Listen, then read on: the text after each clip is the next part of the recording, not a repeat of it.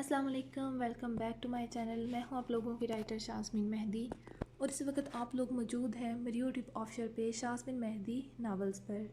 सबसे पहले मैं तमाम लोगों का तहे दिल से शुक्रिया अदा करना चाहती हूं जिन्होंने अभी तक मेरे चैनल को सब्सक्राइब किया है, और उसके अलावा मैं तमाम नए आने वाले लोगों से यही दरख्वास्त करूँगी कि प्लीज़ जल्दी से जल्दी जाएँ, चैनल को सब्सक्राइब करें और उसके अलावा बेल आइकन को प्रेस करना मत भूला करें। तो अभी हम चलते हैं, जल्दी से करते हैं एपी को शुरू।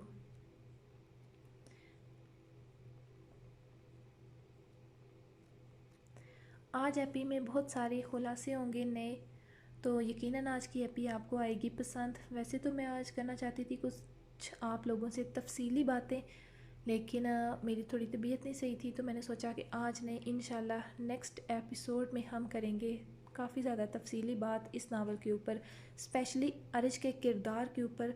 बहुत सारे लोग हैं जिनके मैंने कमेंट्स पढ़े, अभी मैंने कुछ लिखा भी था आप लोगों से शेयर करने के लिए, लेकिन फिर मैंने कहा नहीं, आज रहने देती हूँ। काफ़ी ज़्यादा बात थोड़ी शायद तलख हो जाए तो आप लोगों को अच्छा ना लगे, तो मैं उस दिन आप लोगों से तफसीली बात करूँगी जिस दिन मैं आपके कमेंट्स का, मतलब मेरे पास इतना टाइम हुआ कि मैं सब कमेंट्स का आप लोगों को रिप्लाई कर सकूँ। सिर्फ इतना कहना चाहती हूँ कि आप लोग बार बार एक लफ्ज़ का इस्तेमाल कर रहे हैं, मुझे नहीं लगता कि वो लफ्ज़ आप लोगों को इस्तेमाल करना चाहिए, क्योंकि बेशक उनका निकाह ज़बरदस्ती था। आप लोगों ने कहा कि इस्लाम में ज़बरदस्ती निकाह की गुंजाइश नहीं है, ठीक है, मानती हूँ मैं भी इस चीज़ को कि इस्लाम में लड़का और लड़की दोनों की रज़ामंदी होना ज़रूरी होता है, लेकिन फिर भी उन लोगों का निकाह हो चुका है। तो जो लोग बार बार कमेंट करके कह रहे हैं कि अरिज के लिए कि बद किरदार, तो मेरा सिर्फ उनसे एक क्वेश्चन है कि आपको अरिज में क्या ऐसी चीज़ नज़र आई कि आप लोगों को लगा कि वो बद किरदारी है। मुझे नहीं लगता कि निकाह करना बद किरदार होना मतलब बराबर होता है इंसान का। निकाह करने से इंसान बद किरदार हो जाता है। अगर ऐसा है तो हमारे माशरे में आजकल बहुत कुछ हो रहा है। लड़का लड़के की दोस्ती, उनका चोरी छुपे मिलना, फ़ोन पर बात करना और बहुत सारी चीज़ें हैं, बात काफ़ी ज़्यादा लंबी हो जाएगी, तो मुझे नहीं लगता कि इनकी भी इस्लाम इजाज़त देता है। तो हम लोग अगर इस्लाम पे जाएं ना तो बहुत ज़्यादा दूर तक बात जाती है, लेकिन हम क्या करते हैं, हम किसी चीज़ को मेन आगे रख लेते हैं और बाकी सब चीज़ों को पर्दे के पीछे ले जाते हैं। तो इंशाल्लाह मैं इस बारे में काफ़ी तफसील से बात करूँगी। और जिन लोगों ने कहा कि अरिज ने जो प्रीवियस एपी में अपनी वाइफ यानी कि इफ़ा से कुछ बातें की थी, इस्लामिक टॉपिक, तो उसने मतलब एक शेयर किया था। लोगों ने कहा कि वो क्या था जी, वो उसने लेक्चर दिया, ठीक है। तो वो लेक्चर, अगर आपको इस्लाम लेक्चर लगता है तो फिर मैं कुछ नहीं कह सकती ना, लेकिन ये चीज़ें हैं जो मैं चाहती हूँ कि नावल, मैंने पहले एक चीज़ को वाज़ेह कर दिया था कि इस नावल के अंदर बहुत सारी तलख़ हकीकतें आएंगी, माशरे के लिहाज से, उसके अलावा किरदारों के लिहाज से और बाकी सारी चीज़ें भी। तो जैसे जैसे ये नावल आगे बढ़ता जाएगा आप लोगों को समझ आती जाएगी कि मैं इसमें क्या सबक देना चाहती थी, क्या मेरा मतलब अहम पॉइंट था, या आप लोगों ने क्या इसमें से समझा। तो हम इंशाल्लाह बहुत जल्द इस बारे में बात करेंगे, लेकिन फ़िलहाल आज हम करते हैं एपिसोड को स्टार्ट। इश्क दर निगाह अव्वल, एपिसोड नंबर 8।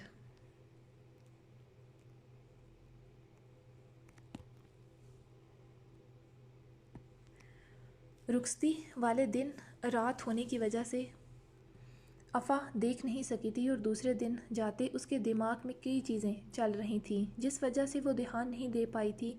मगर आज दिन के सफ़र की वजह से वो बाहर की खूबसूरत मनाज़र देख रही थी। गांव बहुत खूबसूरत था। शहर से निकलने के बाद जैसे ही गांव की हदूद शुरू हुई थी, शहर के शोर और आलूदगी से पाक फ़िज़ा रश न होने के बराबर था। कभी कभी कोई गाड़ी या मोटरसाइकिल उनके पास से गुजरता, जबकि सड़क के दोनों इतराफ में खूबसूरत घना जंगल। एक पल को इतना साफ और खूबसूरत नेचुरल मंजर देखते अफ़ा के लबों पर मुस्कुराहट खिली थी। अरिज ने उसकी तरफ देखा तो वो बाहर देख रही थी। वो होले से मुस्कुराया। अफ़ा के चेहरे पर सुकून था, इसीलिए वह खामोश रहा। गांव में इंटर होते ही उसे कुछ औरतें खेतों में काम करती नज़र आई थीं। बच्चे ट्यूबवेल के पानी में नहा रहे थे।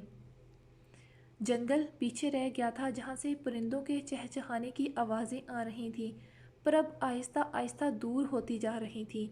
دور سے ہی حویلی نظر آنے لگی۔ ارج کی گاڑی دھول اڑاتی حویلی میں داخل ہو گئی، جبکہ پیچھے آتی گارڈز کی گاڑی حویلی کے باہر ہی رک گئی تھی۔ افا گاڑی سے اتری۔ ارج کے باہر آتے ہی ملازم بھاگ کر آیا تھا اور گاڑی کو وہاں سے لے گیا۔ ماشاءاللہ آگے میرے بچے، السلام علیکم۔ وعلیکم السلام۔ ارج ماں کے سامنے جھکا تو نسیم بیگم نے بیٹے کے سر کو چوما۔ السلام علیکم۔ وعلیکم السلام دھی، کیسی ہو؟ الحمدللہ۔ فردوس پانی لاؤ بچوں کے لیے، انہوں نے وہاں سے ہی آواز لگائی۔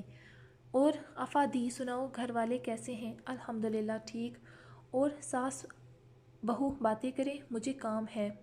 وہ کہتا اٹھا، افا دی تھک گئی ہوگی، جاؤ تم بھی آرام کرو، سفر سے آئی ہو، کھانا پک رہا ہے تب تک آرام کرو پھر کھانا کھائیں گے۔ جی وہ واقعی تھکاوٹ محسوس کر رہی تھی، ایک تو نیند پوری نہ لینا، اوپر سے 2 گھنٹے کا سفر، وہ تھک گئی تھی۔ کمرے میں آتے وہ منہ ہاتھ دھونے کے بعد لیٹی تو سو گئی، اسے وقت کا پتہ نہ چلا۔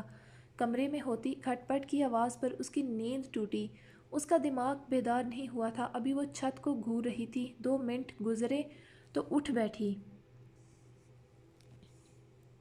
جمائی روکتے بکھرے بال سمیٹے دیکھا تو ارج گود میں لیپ ٹاپ رکھے تیزی سے کچھ ٹائپ کر رہا تھا، چہرے پر سنجیدگی تھی، پاؤں سامنے ٹیبل پر رکھے تھے۔ افا نے وقت دیکھا تو چونکی، شام ہو چکی تھی۔ وہ تو 2 بجے کمرے میں آئی تھی اور ابھی 5 سے بھی اوپر کا وقت ہو رہا تھا۔ وہ اتنی دیر سوتی رہی۔ وہ کمبل ہٹاتی اٹھی اور ارج کو مکمل اگنور کرتی باتھ میں چلی گئی، منہ ہاتھ دھوتی باہر نکلی۔ بھوک بے حد لگی ہوئی تھی، وہ دن کا کھانا بھی نہیں کھا پائی تھی۔ سمجھدار ہو گئی ہو ارج کی بات پر، اس نے نہ سمجھی سے اسے دیکھا آئینے میں سے۔ اب بھلا اس بات کا کیا مطلب تھا؟ اس کی نظریں اسکرین پر تھیں، جبکہ بات وہ اس سے کر رہا تھا۔ جانم نیند پوری کر لی نا دن کو ہی، اس کی مانی ہیزی سے کہی بات پر اسے اب سمجھ آئی تو چہرے کا رنگ بدلا۔ وہ بنا کچھ کہے رخ موڑ گئی اور الجھے بالوں میں برش کرتی باہر کی جانب بڑھی۔ سامنے ہی مہرش فون پر کسی سے بات کر رہی تھی، جبکہ اماں جان بھی پاس ہی تھیں۔ وہ نیچے آ گئی مگر سمجھ نہ آئی کہ ان کے پاس بیٹھے کہ نہ۔ اٹھ گئی جی، اسے شرمندگی سی محسوس ہوئی، کیا سوچیں گی وہ، جبکہ مہرش ابھی بھی بات کر رہی تھی۔ افا کو بھوک لگی تھی مگر سمجھ نہیں آ رہی تھی کیا کہے، کیسے جائے کچن میں۔ وہ لوگ کب کھانا کھاتے تھے یہاں؟ شادی کے بعد تو آج ہی اصل میں پہلا دن تھا نارمل زندگی کی شروعات کا۔ سکینہ بھی، ارج نے سیڑھیوں سے اترتے سکینہ بھی کو آواز دی تھی، افا کے لیے کچھ کھانے کو لائیں۔ اس نے دن کا کچھ نہیں کھایا یقیناً۔ وہ افا کے چہرے کو دیکھتے بولا تو سبھی نے افا کو دیکھا۔ اتنی فکر ماں روح کی آواز مہرش کی سماعت میں گونجی، تم اسی گھر کا حصہ ہو اب، اگر کچھ چاہیے ہو تو خود کچن میں جا کر کہہ دیتی۔ اسے کیسے پتہ چلا تھا؟ افا حیران تھی مگر انا کے ہاتھوں کبھی پوچھ نہیں سکتی تھی، جبکہ وہ ماں کے پاس بیٹھا۔ آویز پہنچ گیا خیریت سے؟ اماں نے پوچھا۔ جی طالب آ چکا ہے واپس۔ اس بار اویس بہت خاموش تھا، اداس تھا۔ نسیم بیگم نے پوتے کو یاد کرتے کہا تو افا کے چہرے پر استہزاء یا مسکان آئی۔ بھلا کون سا بچہ باپ کی دوسری شادی پر خوش ہوگا؟ اس کی اچانک کہی بات پر نسیم بیگم کے ساتھ ساتھ مہرش اور ارج بھی چونکے تھے۔ ارج نے افا کو دیکھا۔ اس کے طنز پر، یہ بھی ٹھیک کہا تم نے۔ وہ متبسم سی مسکان کے ساتھ اس کی آنکھوں میں جھانکتے بولا تو نسیم بیگم جو کچھ کہنے لگی تھی خاموش ہوئیں۔ مگر اب کیا کیا جا سکتا ہے، اب تو شادی ہو چکی ہے۔ وہ افا کے تاثرات جانچتے بولا۔ افا نے نفی میں سر ہلایا تھا۔ کھانا لگ گیا ہے۔ ملازمہ نے اطلاع دی تو جاؤ افا دی کھا لو، مجھے بھوک نہیں، وہ کہتی اٹھ گئی، جبکہ ارج نے اسے دیکھا۔ تم نے افا دی کو بتایا نہیں؟ نسیم بیگم نے اسے دیکھتے پوچھا۔ نہیں تو بتا دو، اتنی جلدی کیا ہے؟ اسے افا کا غصے سے سرخ چہرہ یاد آیا تو مسکراتے اٹھا۔ آپ کھانا اوپر کمرے میں لے جائیں، تم کہاں جا رہے ہو دوبارہ؟ ماں نے اسے پوچھا۔ ڈیرے پر کام ہے ضروری۔ ملازمہ کھانا اوپر لے گئی تو افا ادین سے بات کر رہی تھی۔ ملازمہ رکھتی چلی گئی۔ افا کا خون کھول رہا تھا۔ ادین سے کچھ دیر بات کرتے اسے اچھا لگا تھا۔ بھوک شدید تھی کھانے کی۔ خوشبو سے دوبارہ جاگ اٹھی تو وہ خود کو روک نہ پائی۔ کھانے سے فارغ ہوتی وہ کھڑکی کے پاس آئی اور ہاتھ بڑھاتے اسے کھول دیا۔ تازہ ٹھنڈی ہوا کا جھونکا اس کے چہرے سے ٹکرایا تھا۔ باہر رات ہو چکی تھی مگر گاؤں کے گھروں سے آتی روشنی اور چاند کی روشنی اتنی تھی کہ باہر کا منظر نظر آ سکتا تھا۔ وہ کھڑکی سے ٹیک لگاتی آنکھیں موند گئی۔ باہر سبز کھیت، یہاں کی کھلی تازہ فضا میں ایک الگ سی خوشبو تھی۔ وہ سکون لینا چاہتی تھی۔ وہ بند آنکھوں سے ایسے ہی کھڑی تھی۔ اسے کافی دیر گزر چکی تھی جب دروازہ کھلا اور ارج اندر داخل ہوا۔ اسے دیکھتے مسکرایا۔ افا اس کے کلون کی مہک سے پہچان گئی تھی کہ کون ہے، اس لیے کوئی ری ایکٹ نہ کیا۔ شوہر آئے تو اس کا مسکراتے استقبال کرنا چاہیے۔ کچھ بھی پال لو مگر خوش فہمی مت پالو۔ وہ ویسے ہی بند آنکھوں سے بولی، خیر پیکنگ کر لینا اب کی بار۔ افا نے آنکھیں کھولی۔ وہ پلٹی تو ماتھے پر شکن تھی۔ ہم ہنی مون پر جا رہے ہیں جانم۔ وہ اسے دیکھتے آنکھ ونک کرتا بولا تو افا کے چہرے کا رنگ بدلا۔ کیا ہوا، خوشی نہیں ہوئی؟ وہ اس کے چہرے کے بدلے رنگ کو دیکھتے اسے چڑھاتے بولا تو افا نے اسے کھا جانے والی نظروں سے دیکھا۔ میں کہیں نہیں جا رہی۔ اس نے مشکل سے خود کو کچھ سخت کہنے سے روکا۔ مگر میں تو جا رہا ہوں نا سویٹ ہارٹ۔ وہ شرٹ کے بٹن کھولتے اس کے پھولے نتھنوں کو دیکھتے سکون سے بولا۔ تو جائیں، شوق سے روکا کس نے ہے، مگر ساتھ کسی اور کو لے جاؤ۔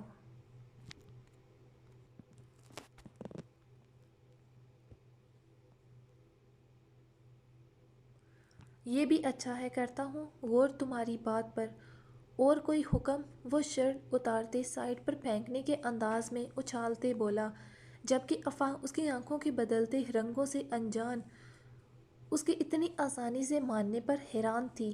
تو پھر کسے لے کر جانا چاہیے یہ بھی بتا دو۔ وہ اچانک اس کی کمر میں بازو حمائل کرتے اپنی طرف کھینچا تو افا سیدھی اس کے شرٹ لیس چوڑے سینے سے آ لگی۔ یہ کیا بدتمیزی ہے؟ وہ اس کے سینے پر ہاتھ رکھتی پیچھے ہونے لگی۔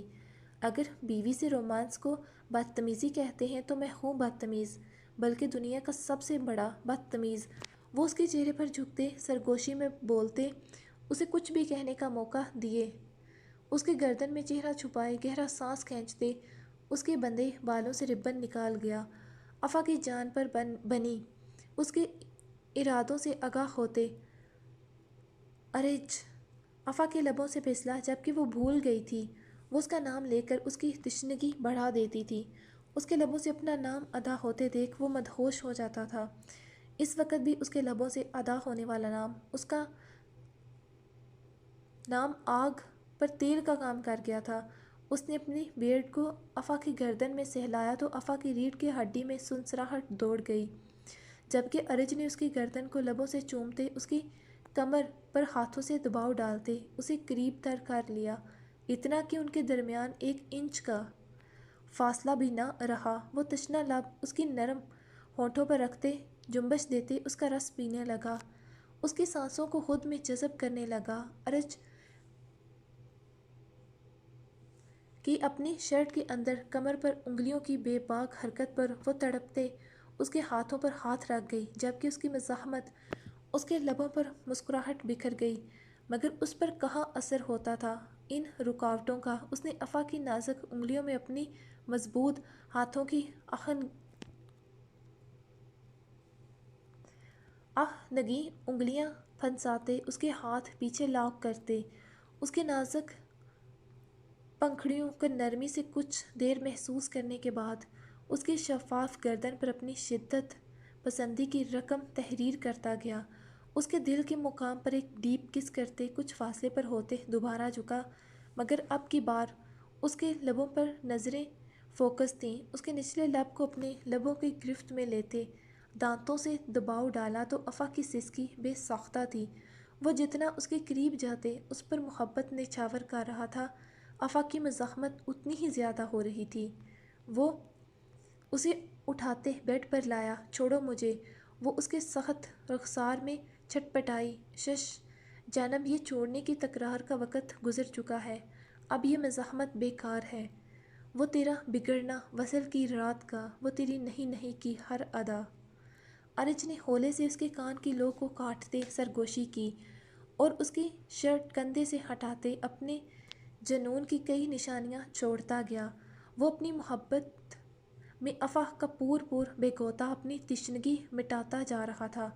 اس نے جیسے ہی اپنا بوجھ افا پر منتقل کیا وہ اس کے نیچے تڑپی، مگر وہ افا پر حاوی ہوتے اسے مکمل کر رہا تھا۔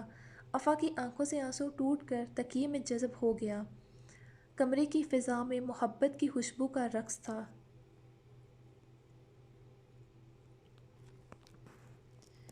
افا گہری نیند میں تھی۔ ارج کا جانا ضروری تھا، اس لیے بنا اسے ڈسٹرب کیے تیار ہوتے شہر کے لیے نکل گیا۔ افا اپنی مرضی سے اٹھی، شاور لیتی نیچے آئی تو اسے مہرش بیٹھی نظر آئی۔ اماں جان نہیں تھیں سامنے۔ وہ چلتی اس کے قریب آئی۔ وہ گلڈ میں تھی، وہ خود کو مجرم نہ ہوتے بھی معاف نہیں کر سکتی تھی کبھی۔ اسی کی وجہ سے اس کا گھر خراب ہوا تھا۔ السلام علیکم۔ وعلیکم السلام۔ ان دونوں میں ابھی تک کوئی بات نہیں ہوئی تھی۔ افا کے سلام کرنے پر مہرش نے جواب دیا تھا۔ افا نے لب کاٹا، کیا کہے، کیسے بات شروع کرے۔ اسے کچھ پل کی خاموشی رہی ان کے درمیان، جسے افا کی آواز نے ختم کیا۔ آئی ایم سوری، میری وجہ سے آپ کا گھر خراب ہوا۔ وہ مہرش کو دیکھتی بولی۔ وہ دل سے ندامت محسوس کر رہی تھی۔ وہ ایک عورت کا گھر اجاڑنے کی وجہ بنی تھی، چاہے غلطی اس کی نہ تھی مگر وجہ تو وہی تھی۔ مہرش مسکرائی اس کی بات پر۔ اب کی بار جو کبھی بسا ہی نہیں تھا، اس نے اجڑنا کہاں سے تھا؟ افا ٹھٹکی اس کی بات پر۔ کیا مطلب تھا اس بات کا؟ وہ نہ سمجھی سے اسے دیکھنے لگی۔ مہرش نے اس کے چہرے کو دیکھا جس پر حیرانگی تھی، نہ سمجھی تھی۔ تم شرمندہ مت ہو افا، تمہارا اس میں کوئی قصور نہیں ہے۔ میں اس کی بیوی ضرور ہوں افا، مگر دل کی ملکہ نہیں۔ میں ایک مجبوری میں کیا گیا فیصلہ تھی جسے وہ سر جھکائے نبھا رہا ہے۔ مہرش کے الفاظ اسے اور الجھن میں مبتلا کر گئے تھے۔ افا، میں ارج کے بڑے بھائی ارمان کی بیوہ تھی۔ مہرش کے الفاظ پر افا کا منہ کھلا تھا۔ تمہاری پسند کی شادی تھی۔ ہماری پسند کی شادی، مگر شادی کے 2 سال بعد ہی ارمان کی وفات ہو گئی حادثے میں۔ اویس میرا اور ارمان کا بیٹا ہے، ارج کا نہیں۔ مہرش کی آنکھوں میں ہلکی سی نمی تھی۔ محبت پر کسی کا زور نہیں چلتا۔ ارج کو تم سے محبت ہوئی، اس نے تم سے شادی کی، مجھے اس سے کوئی اعتراض نہیں۔ شاید اس کی وجہ یہی ہے کہ میں محبت کے بچھڑنے کا درد جانتی ہوں۔ میں ارج کی نہ صرف بھابھی تھی بلکہ اس سے عمر میں 7 سال بڑی بھی ہوں۔ وہ ہماری زندگی کا ایک بہت منحوس دن تھا۔ مہرش نے بتانا شروع کر دیا تھا، جبکہ افا کا دماغ تو جیسے اسی لفظ میں اٹک چکا تھا۔ میں ارج کے بھائی کی بیوہ تھی۔ گھر میں خوب رونق میلہ لگا ہوا تھا۔ دو خوشیوں کا جشن منایا جا رہا تھا۔ ایک تو اویس کی پہلی سالگرہ اور دوسرا ارج نے ٹاپ کیا تھا۔ دی ارمان سے بات ہوئی؟ 2-3 بار فون کیا ہے مگر وہ فون نہیں اٹھا رہے۔ کہاں رہ گیا ہے؟ کہا بھی تھا آج نہ جائے۔ دل کو بڑی بے چینی سی ہو رہی ہے 2-4 دن سے میرے تائی جان۔ میں کرتی ہوں، آپ فکر نہیں کریں، آ جاتے ہیں ابھی۔ اتنا بھی لیٹ نہیں ہوا۔ اتنی زمین جائیداد کے ہونے کے باوجود ارمان کے ابا اس کی نوکری کے جو اس نے ان کی مخالفت لیتے شروع کی تھی، وہ بینک میں مینیجر کی پوسٹ پر تھا، مگر انہیں لگتا ہے کہ اپنی زمین جائیداد ہوتے کسی کے نیچے کام کرنے کا کیا فائدہ تھا۔ روحان پتر، تو ہی جا کے دیکھ، اماں ارمان ابھی تک کیوں نہیں آیا؟ جی میں دیکھتا ہوں۔ روحان مہرش کا بھائی تھا جو ارمان کا ہی ہم عمر تھا اور کچھ دنوں تک باہر جانے والا تھا۔ تبھی باہر کہیں دور سے سائرن بجنے کی آواز آنے لگی۔ نسیم کے دل میں ہول اٹھنے لگے۔ ایک انجانا وہم۔ انہوں نے کرسی کو تھاما، باقی سبھی چونکے۔ یہ آواز تو قریب آ رہی تھی۔ روحان، ارج سب فوراً باہر کی جانب بھاگے۔ تبھی پولیس کی گاڑی اور ان کے پیچھے ایمبولینس ان کے دروازے کے سامنے آ کر رکی۔ ارد گرد کے گھروں سے بھی لوگ باہر نکل آئے۔ آواز سن کے مہرش نہ سمجھی سے چھوٹی بہن کے چہرے کو دیکھنے لگی، جبکہ وہ بھی پریشان سفید پڑے چہرے سے ماں اور پھر بہن کو دیکھنے لگی۔ انسپکٹر گاڑی سے باہر نکلا۔ کیا یہ ارمان کا گھر ہے؟ جی وہ ناسمجھی سے بولا۔ باقی تو ساکت تھے۔ انسپیکٹر نے سر سے کیپ اتاری اور گہرا سانس بھرا۔ دیکھیں، ہمیں بہت افسوس سے کہنا پڑ رہا ہے کہ آپ کا بیٹا اب نہیں رہا۔ کیا؟ روخان لڑکھڑایا۔ ایسا کیسے ہو سکتا ہے؟ ابھی قریب 1.5-2 گھنٹے پہلے میری اس سے بات ہوئی ہے۔ آپ کو کوئی غلط فہمی ہوئی ہوگی، میں جانتا ہوں یہ آپ اور آپ کے گھر والوں کے لیے بہت مشکل وقت ہے، مگر یہ سچ ہے۔ آپ چاہیں تو شناخت کر سکتے ہیں۔ انسپیکٹر کے کہنے پر روخان کے جسم سے جیسے جان نکل چکی تھی۔ مگر دیکھنا تو تھا۔ ہم نے آپ سے رابطہ کرنے کی کوشش کی، مگر ان کا فون لاک تھا، جس وجہ سے نہیں کر پائے۔ انسپیکٹر بول رہا تھا مگر ہوش کسے رہی تھی سننے کی۔ آفتاب صاحب وہیں بھائی کے کندھے سے لگتے دہاڑے مارتے رونے لگے تھے، جبکہ ارج تو گویا پتھر کا ہو چکا تھا۔ اندر بھی سب عورتوں کا یہی حال تھا، سب رونے چیخنے لگی تھیں، جبکہ گاؤں کی عورتیں بھی اب اندر آ چکی تھیں۔ مہرش زمین پر ساکت جامد بیٹھی تھی۔ اس کی بہن اسے بلا رہی تھی، مگر وہ تو گویا سن ہو چکی تھی سب، جبکہ ماں تو روتے سب کو رلا رہی تھی۔ روخان کا دل یہی دعا مانگ رہا تھا کہ یہ ارمان نہ ہو، مگر رب کو کچھ اور ہی منظور تھا۔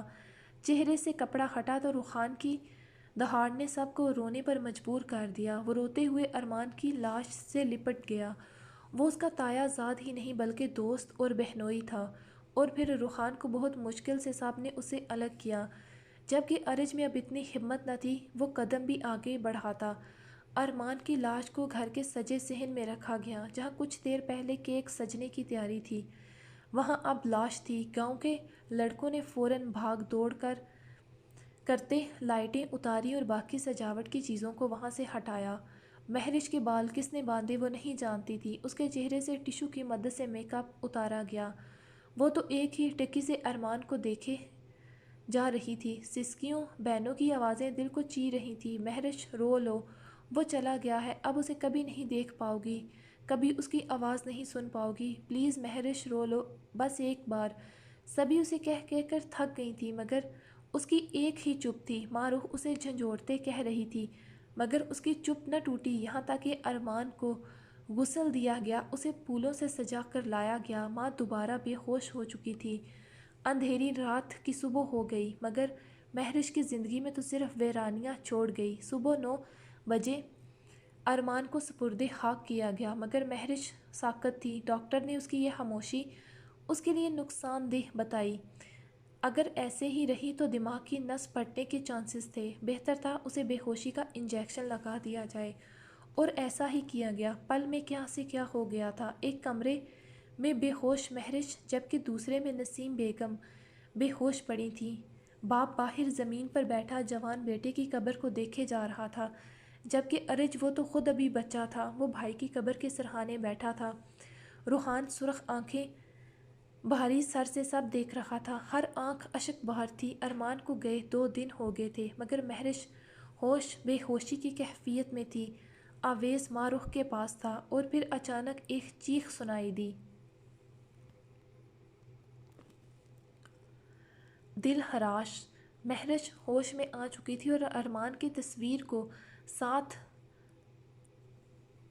لگائے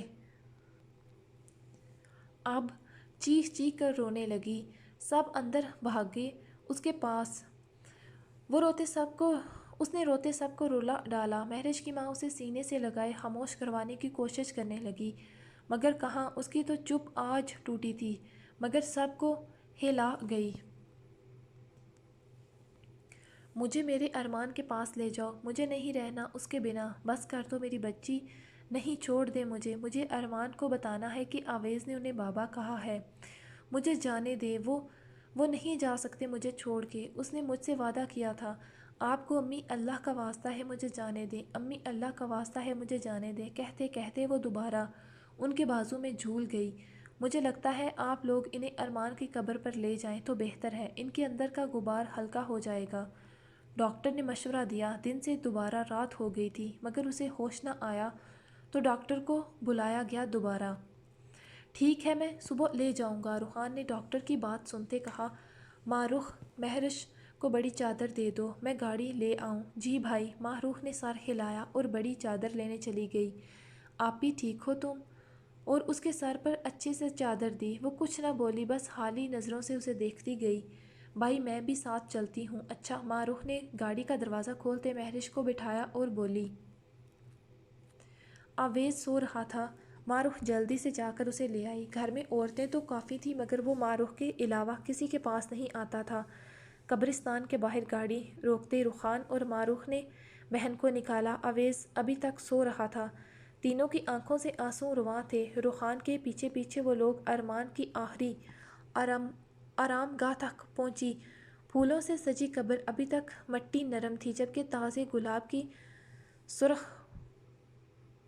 پھولوں سے مٹی صاف نظر نہیں آ رہی تھی۔ پھولوں کی پتیوں سے مٹی صاف نظر نہیں آ رہی تھی۔ مہرش کے لبوں سے سسکی نکلی۔ وہ گرنے کے سے انداز میں زمین پر اپنے ارمان کے پاس بیٹھی تھی جبکہ ماہ ہچکیوں میں اور روخان بنا آواز کے رو رہا تھا۔ ارمان کیوں کی یہ بے وفائی؟ مہرش اس کی قبر کی نرم مٹی پر ہاتھ مارتی بولی۔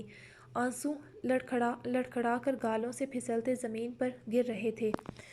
ارمان اتنی جلدی کیوں تھی؟ ابھی تو آویز کو آپ نے اپنی آنکھوں سے جواں ہوتے دیکھنا تھا، ابھی تو اس کا بچپن دیکھنا تھا، آپ نے ابھی تو اس کے پاؤں پر چلتے ہوئے اسے اپنی انگلی پکڑ کر چلنا سکھانا تھا، ابھی تو وہ 1 سال کا ہوا اور اس کے سر سے باپ کا سایہ اٹھ گیا۔ میں کون سا دکھ روں؟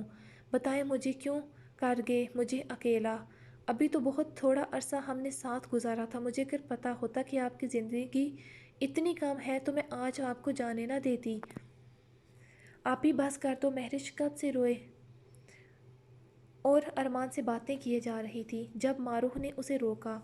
رونے سے اس کا گلا بیٹھ چکا تھا، رو رو کر واپسی کے لیے اٹھ نہیں رہی تھی۔ نہیں ماہ، مجھے یہی رہنے دو میرے ارمان کے پاس۔ یہ تو بے وفائی کر گئے، میں نہیں کروں گی۔ آپی بھائی نے کوئی بے وفائی نہیں کی، بس ان کی زندگی ہی اتنی تھی، ایسے بول کر ان کی روح کو تکلیف نہ دو۔ ماہ نے روتے ہوئے کہا۔ چلو اٹھو، شاباش، بہت وقت ہو گیا ہے۔ روخان نے پیار سے کہا۔ اسے تھاما۔ بھائی کیوں کیا؟ اللہ میاں نے میرے ساتھ ایسا نہیں گڑیا، ایسا نہیں کہنا۔ روخان نے اسے سینے سے لگا لیا جبکہ مہرش روخان کے سینے سے لگ کے دہاڑے مارتے روئی کہ اسے سنتے روخان ماہ کے ساتھ ساتھ درخت، پرندے اور وہاں کی ہر ذی روح اس کے غم میں رو دی۔ وہاں سے آنے کے بعد مہرش کا دکھ تو کم نہیں ہوا تھا مگر اب صبر آ چکا تھا، جانے والا جا چکا تھا، اب وقت پیچھے نہیں جا سکتا تھا، انہیں ہی اب زندگی گزار کر اس کے پاس جانا تھا۔ وقت اپنی روش پر گزر رہا تھا۔ 6 ماہ ہو چکے تھے ارمان کو گئے ہوئے۔ مہرش کی مسکراہٹ سمٹ گئی تھی، چہرے پر خاموشی کے ساتھ ساتھ اداسی اپنا ڈیرا ڈال چکی تھی۔ سب ہی اپنی اپنی زندگیوں میں آگے بڑھ رہے تھے۔ دکھ سب کا ہی گہرا تھا مگر شاید زندگی اسی کا نام ہے، دکھ سہ کر غم پی کر زندگی کو گزارنا ہے۔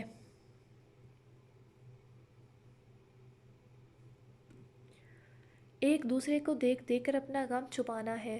وہ سب بھی ایک دوسرے کے لیے جی رہے تھے، ایک دوسرے سے نظریں چراتے کہ کوئی آنکھوں کی نمی نہ دیکھ لے۔ ماہ دن کے وقت مہرش کے پاس آ جاتی، اسے بلانے کی کوشش کرتی، اس سے باتیں کرتی۔ مہرش سے باتیں کرتے روخان باہر جا چکا تھا جبکہ ارج تو خاموش ہو چکا تھا۔ پہلے والا ارج تو کہیں جیسے کھو سا گیا تھا۔ اس نے ایڈمیشن نہ لیا، آگے کیسے جاتا شہر؟ ماں ایک بیٹے کو کھو چکی تھی، دوسرے کو دور نہیں کر سکتی تھی۔ وہ صبح اٹھتے ناشتے میں مہرش کی مدد کرتا، اماں کو اپنے ہاتھوں سے ناشتہ کرواتا، اس سے پہلے نماز پڑھنے جاتا اور پھر وہاں سے وہ ارمان کی قبر پر چلا جاتا، کچھ دیر وہاں گزارتا، اس سے باتیں کرتا، قبر پر تازہ پھول ڈالتا، پانی چھڑکتا اور کپڑے سے صفائی کرتا قبر کی، اور پھر کچھ دیر بعد واپسی پر مہرش کا ہاتھ بٹاتا اور پھر ابا کے ساتھ زمینوں پر جاتا۔ وہ ارج جو کٹائی کے دنوں میں بھی کبھی زمین پر نہیں گیا تھا اب باقاعدگی سے زمین پر جاتا اور پانی، ہل چلانا اور ڈیرے پر بھینسوں کو چارہ ڈالنا، پانی پلانا سب اپنی نگرانی میں کرواتا۔ یوں کہنا بہتر ہوگا کہ اس نے باہر کی سب ذمہ داریاں اپنے کندھوں پر لے لی تھیں۔ اتنی سی ہی عمر میں ارج पुत्र ये सब तुम नहीं करना चाहते थे, तुम्हारा ख्वाब तो अपने भाई की तरह पढ़ना था, फिर ये सब नहीं। मैं जानता हूँ तुम आगे पढ़ने के लिए बाहर जाना चाहते थे। ये बात तो उसने सिर्फ अरमान भाई से की थी, मतलब हाँ, उसने तुम्हें यही सरप्राइज़ देना था उस रात। आगे वो खामोश हो गए, बात अधूरी छोड़ दी। आंसू का गोला सा गले में अटक गया था। आंसू आंखों से आंसू आंखों के आगे आंसू की धुंध छा गई, जबकि अरिज तो साकत रह गया। मतलब भाई ने जो कहा था कि वो उसे बहुत खास सरप्राइज़ देने वाले थे, वो ये था, अरमान अरिज को पढ़ने के लिए बाहर भेजने वाला था। अरिज पुत्र, ये तुम्हारे साथ साथ अरमान का भी ख्वाब था। 6 माह हो चुके हैं, सब अपने अपने काम और ज़िंदगी की तरफ लौट रहे हैं। तुम भी अब वापस पढ़ाई शुरू कर दो। 6 माह ज़ाया हो चुके हैं, जाने वाला तो चला गया, मगर अब ज़िंदगी रुक तो नहीं जाती। मैं चाहता हूँ तुम पढ़ो, अपने ख्वाब पूरे करो। वो बहुत कमज़ोर हो चुके थे, मगर अरिज का खामोश हो जाना उन्हें बहुत खिलता था। वो अरमान को खो चुके थे, अरिज को ऐसे कैसे देखते। आवेश बड़ा हो रहा था, सारा दिन महरिज को अपने पीछे दौड़ाता। वो 1.5 साल का हो चुका था। वक़्त आहिस्ता आहिस्ता गुजर रहा था। वक़्त ज़ख्म पर मरहम रखने लगा था। नसीम बेगम भी अब पहले से बेहतर थी। आवेश को देख देख कर उसमें अपने अरमान को ढूंढती और दिल को तसल्ली देती। नहीं, मैं अपने अरज को कहीं नहीं भेजूंगी। उन्होंने शोहर की बात सुनी तो इनकार कर दिया। देखो नसीम, ये तो अल्लाह की मर्ज़ी थी, उस पर किसका ज़ोर चलता है, मगर हम खुद गर्जी में अरज को नहीं घर बैठा सकते। उसे आगे पढ़ना है। जिस पर वो रोते खामोश हो गई। अरज अरमान अरज को आला तलीम दिलवाना चाहता था। उसने कागजी कार्रवाई पहले ही करवा ली थी। ये 6 माह ज़ाया हो गए हैं इस उसके पहले ही। और फिर सभी के समझाने पर नसीम बेगम ने दिल पर पत्थर रख के उसे जाने दिया। अरिज पढ़ने के लिए चला गया, जबकि पीछे एक बार फिर से वक़्त अपनी रफ्तार से आगे सरकने लगा। अरिज रोज़ माँ से बात करता। नसीम बेगम के साथ साथ बाकी सब की भी आवेज़ में जान बसती थी। वो 2 साल का हो गया। अरमान को इस दुनिया से गए 1 साल गुजर गया, जबकि अरिज का पहला सेमेस्टर शुरू हो चुका था। आओ, अरे आओ खतीजा, नसीम ने देवरानी से कहा। आज कुछ खामोश सी थी। क्या बात है? वो कुछ तो कहना चाहती थी। नसीम समझ गई, मारूफ का रिश्ता आया है। अरे माशाल्लाह, ये तो बहुत खुशी की बात है। क्या करता है लड़का? महरिश जो किचन से निकली माँ को देखते उसी तरफ आ गई। मुलाजमा सफाई कर रही थी, जबकि वो अवेश के लिए दलिया बना रही थी। बाहर होती है सारी फैमिली और उन्हें मारूफ बहुत पसंद है, निकाह करना चाहते हैं। इतनी जल्दी अम्मी? कौन लोग हैं, कैसे हैं लोग? तो बहुत अच्छे हैं, रूहान लड़के को जानता है। रात मेरी रूहान से बात हुई थी। तो फिर आपको जाना चाहिए उनकी तरफ। आपका दिल क्या कहता है? इरादा है, मुझे तो बात पसंद है। तो फिर बिस्मिल्लाह करें। और फिर वो लोग आए, जबकि यहाँ से भी आफ्ताब लगारी, रफ़ीक साहब, हतीजा बेगम और नसीम बेगम पहले गए थे, जबकि दूसरी बार महरिश भी गई। रिश्ता दोनों तरफ से ही पक्का हो गया था और निकाह की तारीख पक्की हो गई थी, क्योंकि उन्होंने मारूफ के पेपर अप्लाई करने थे। और फिर बहुत सिंपल तरीके से मारूफ और अरसलान का निकाह हो गया। अम्मी, निकाह की मिठाई मोहल्ले में बांट दें। सो गाइस, कैसी लगी आज की एपी आप लोगों को? यकीनन जानती हूँ कि आप लोग नाराज़ होंगे। एपी थोड़ी शॉर्ट थी, लेकिन बस मेरा आज दिल नहीं किया एपी थोड़ी बड़ी लिखने का। मैंने कहा जैसे आप लोगों के छोटे छोटे कमेंट होते हैं, वैसे मैं आज छोटी सी एपी दूँगी। और इंशाल्लाह कल कोशिश करूँगी सज़ाए इश्क की एपी थोड़ी लंबी हो। और उसके अलावा आज मुझे थोड़ा टाइम नहीं मिला, तो ये भी वजह थी, मैं ज़्यादा एपी लिख नहीं पाई। लेकिन आप लोग बड़े एपी को कमेंट करें, अपनी राय का इजहार करें। मैं जानती हूँ जो मैंने स्टार्टिंग पे बात की थी उससे आप थोड़े गुस्सा होंगे, थोड़े डिसपॉइंटेड होंगे, पर मैं जानती हूँ कि ये एक हकीकत है। इस नावल में माशरे का एक बहुत अहम और नाजुक पहलू है जिसे मैंने उठाया है। सो मैं पूरी कोशिश करूँगी कि मैं उस पर पूरा उतर सकूँ, उसे अच्छे से आप लोगों को समझा सकूँ, और आप लोग भी नावल को समझने की कोशिश करें। ज़रूरी नहीं है कि अरिज ने अगर ज़बरदस्ती निकाह किया है तो बाकी सारा भी वो उसका किरदार नेगेटिव ही ले लें आप लोग। نکاح زبردستی کرنا ایک الگ چیز ہے، لیکن کہانی میں اس کا کردار ایک الگ ہے، ٹھیک ہے؟ اس کے ساتھ کیا ہوا ماضی میں، یا آگے کیا ہونا ہے، یا درمیان میں کیا سارا کچھ لکھا ہے میں نے، وہ آپ پڑھیں گے تو اس کے بعد اس پہ تفصیلی بات ہوگی۔ فی الحال آپ لوگ اس وقت اپنی کہانی کو انجوائے کریں۔ میں نے کوشش کی ہے تھوڑا سا خال بھی ڈال سکوں، تاکہ جو آپ نے ماضی پڑھا وہ تھوڑا سا سیڈ تھا، مجھے بھی لکھتے ہوئے تھوڑا سیڈ لگا، سناتے ہوئے بھی سیڈ لگا، لیکن کیا کریں، اب لکھنا تو تھا نا۔ تو باقی مجھے امید ہے آپ کو میری بات سمجھ آ گئی ہوگی۔ تو ابھی مجھے دیں اجازت، انشاءاللہ جلد آپ سے ملاقات ہوگی کل۔ تب تک کے لیے اللہ حافظ، دعاؤں میں یاد رکھیں۔